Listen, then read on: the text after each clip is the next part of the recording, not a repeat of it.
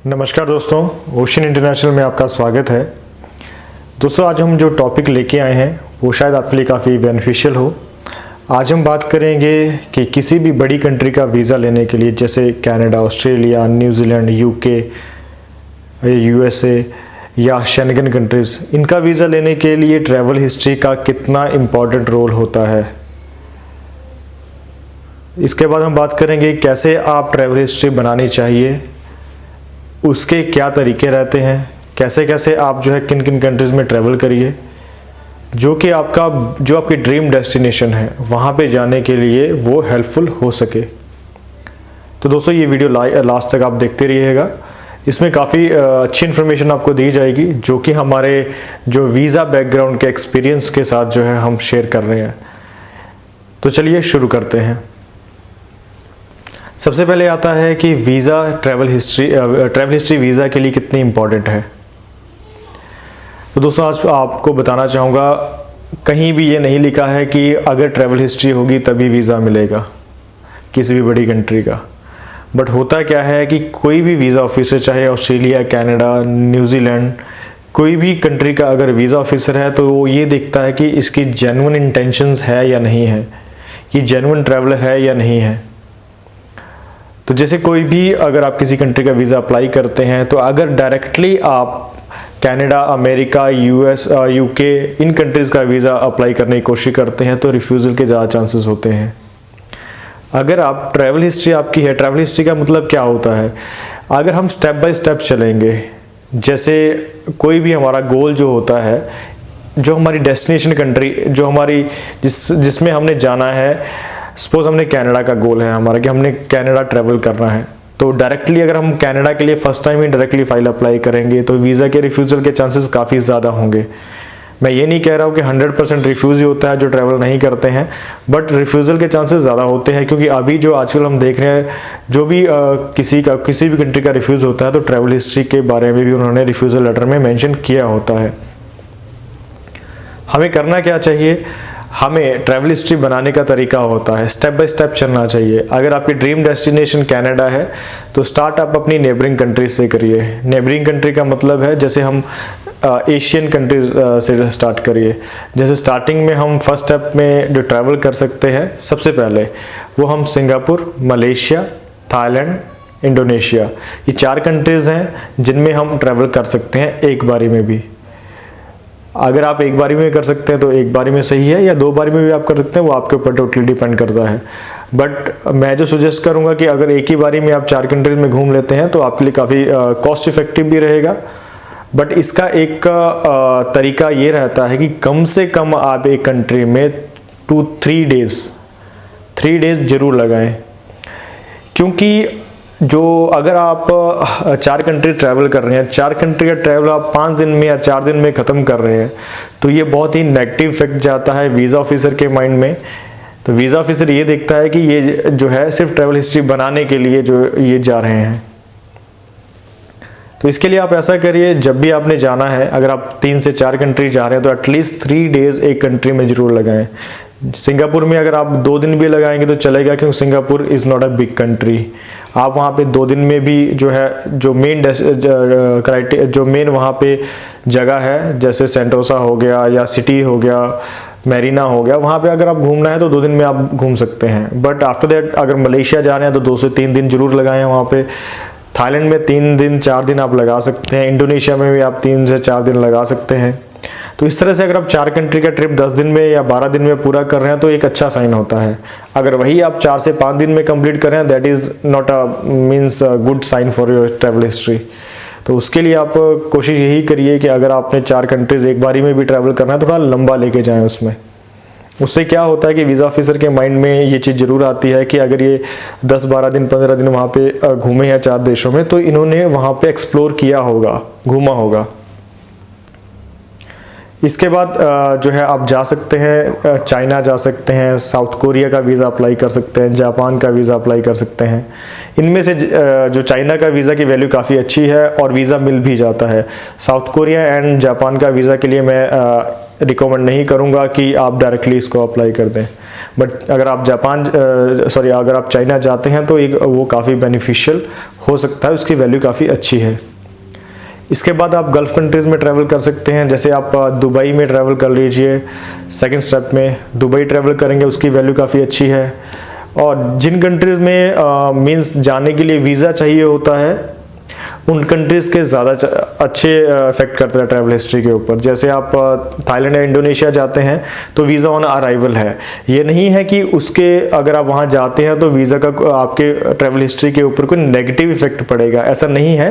But Jin country में जाने के लिए वीज़ा चाहिए होता है, उन कंट्रीज़ में अगर आप ट्रैवल करते हैं तो वो ज़्यादा बेनिफिशियल रहेगा आपकी ट्रैवल हिस्ट्री के लिए।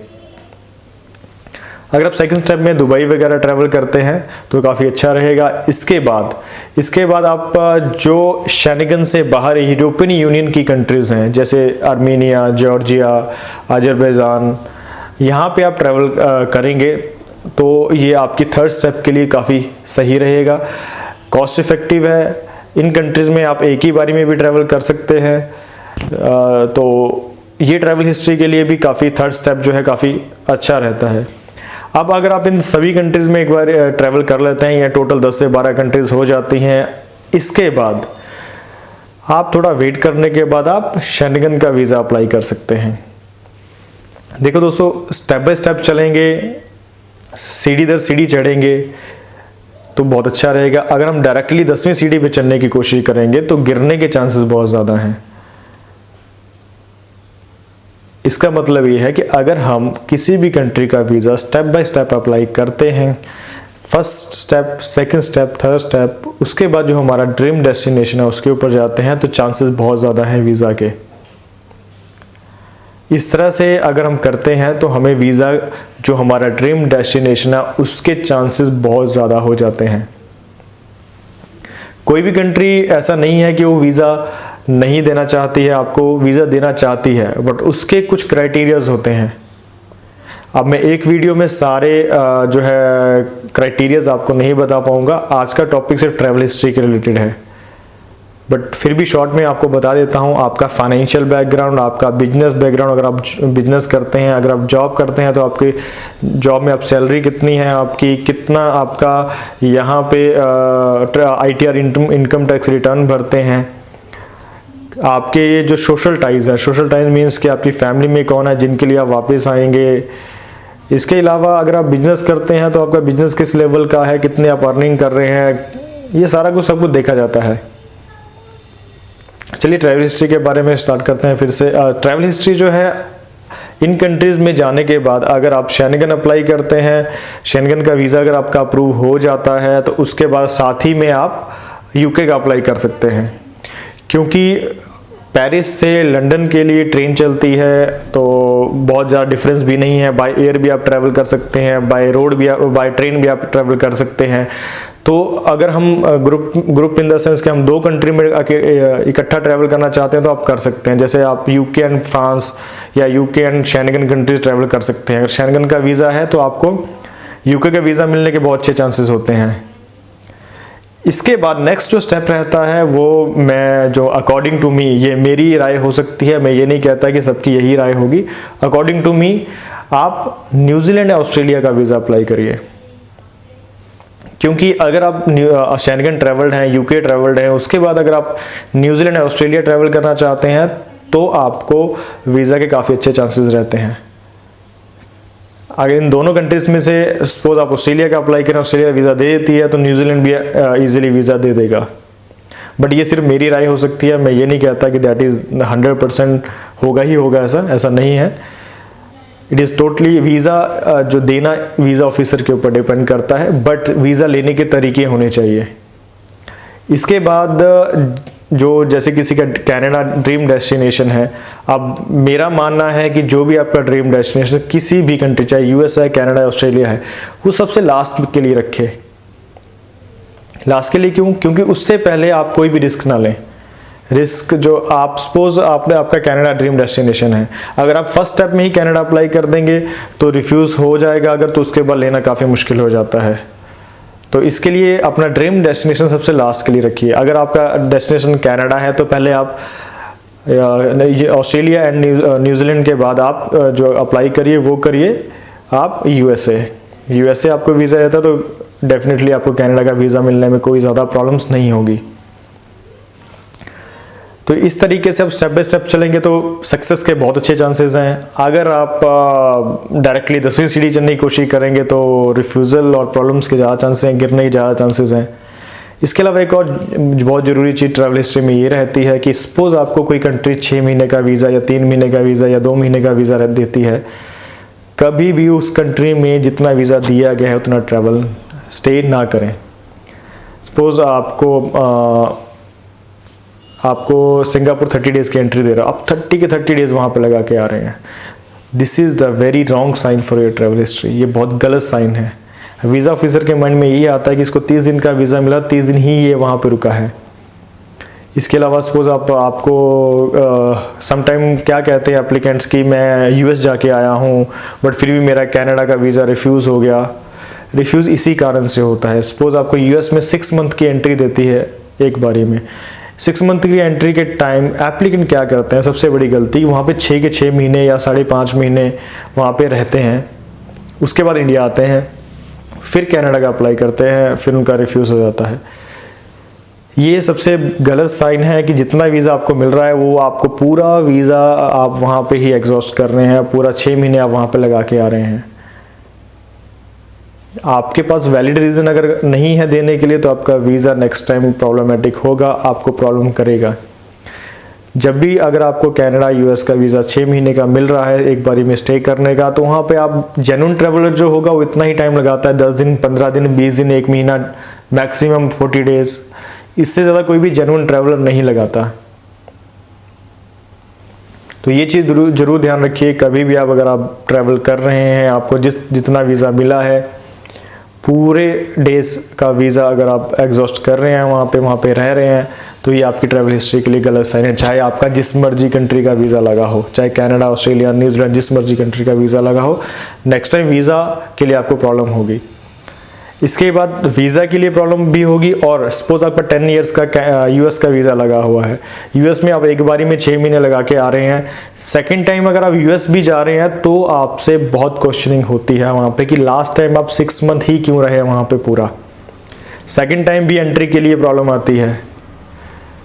तो ये चीज़ें बहुत मैटर करती हैं। तो इस चीज़ को सोच समझ के आप करिए, वहाँ पे इतना स्टे मत करिए जितना कि आपको 6 महीने का दिया गया है। अभी हम एक ही वीडियो में सारे टॉपिक्स कवर नहीं कर पाएंगे, बट उम्मीद करता हूँ कि आपको कुछ बेसिक्स नॉलेज मिल गई होगी कैसे आप ट्रैवल हिस्ट्री बनाएं स्टेप बाय स्टेप। अगर आपका गलती से किसी कंट्री का रिफ्यूज़ भी हो चुका है, जैसे आपका कनाडा ऑस्ट्रेलिया रिफ्यूज़ या यूएस रिफ्यूज़ भी हो चुका है, तो उससे घबराने की ज़रूरत नहीं होती है, बशर्ते आपके डॉक्यूमेंट्स आपने अपने और जेन्युइन लगाए हैं। किसी एजेंट के थ्रू लगाओगे तो वो कोई भी फेक डॉक्यूमेंट्स आपके लगा सकते हैं। अगर आपने अपने डॉक्यूमेंट जेन्युइन लगाए हैं तो आपको डरने की ज़रूरत नहीं है। जो हमने स्टेप बाय स्टेप बताया है आपको, फर्स्ट स्टेप एशियन कंट्रीज़, फिर गल्फ कंट्रीज़, फिर यूरोपियन यूनियन में जो कुछ कंट्रीज़ आती हैं, फिर शेंगन कंट्रीज़, उसके बाद ऑस्ट्रेलिया न्यूजीलैंड, उसके बाद यूएस कनाडा। ये स्टेप बाय स्टेप है। इस तरह चलोगे तो बहुत अच्छे चांसेस सक्सेस होने के। तो बाकी अगर आपको कोई ज़्यादा इन्फॉर्मेशन चाहिए होगी, आप हमारे ऑफिस में विज़िट कर सकते हैं या आप हमारे दिए हुए नंबरों पे कांटेक्ट कर सकते हैं। आज के टाइम में मुझे एक प्रॉब्लम ये आ रही है कि बहुत ज़्यादा कॉल्स एंड मैसेजेस यूट्यूब के थ्रू आ रहे हैं। तो आपसे रिक्वेस्ट है, अगर आपको रियली जो है जाना है या रियली कोई गाइडेंस लेनी है तो डायरेक्टली आप अपना डॉक्यूमेंट्स लेके ऑफिस विजिट कर लीजिए। दैट इज़ मच बेटर कि आप फ़ोन पे बात करेंगे। फ़ोन पे आज की डेट में अराउंड 1200 से 1500 कॉल्स पर डे आ रही हैं, जो कि बहुत डिफ़िकल्ट है। और उसमें से आधी कॉल जो है वो, आधी से ज़्यादा कॉल्स हम पिक भी नहीं कर पाते हैं, और आधी से ज़्यादा कॉल जो है वो जो हमारी फील्ड है उससे रिलेटेड भी नहीं होती है, जो हमने एडवर्टीजमेंट भी नहीं दी होती है उससे रिलेटेड भी नहीं होती है। तो आपसे रिक्वेस्ट है कि अगर आप सीरियस हो, अब हमारा ऑफिस मोहाली में है, पंजाब में, तो पंजाब हरियाणा हिमाचल के पीपल जो है ईजिली हमारे ऑफिस में एक्सेस कर सकते हैं, आ सकते हैं। तो आपसे रिक्वेस्ट रहेगा कि अगर आपको कोई भी इंफॉर्मेशन चाहिए तो डायरेक्टली अगर ऑफिस विजिट कर सकते हैं, दैट इज़ मच बेटर। तो आपसे रिक्वेस्ट है, अगर वीडियो आपको थोड़ा अच्छा लगा हो तो लाइक, शेयर एंड सब्सक्राइब करना ना भूलें, क्योंकि हम फ्यूचर में ऐसी वीडियोस लाते रहेंगे और ये आपके लिए काफ़ी बेनिफिशियल होती रहेगी। Thank you.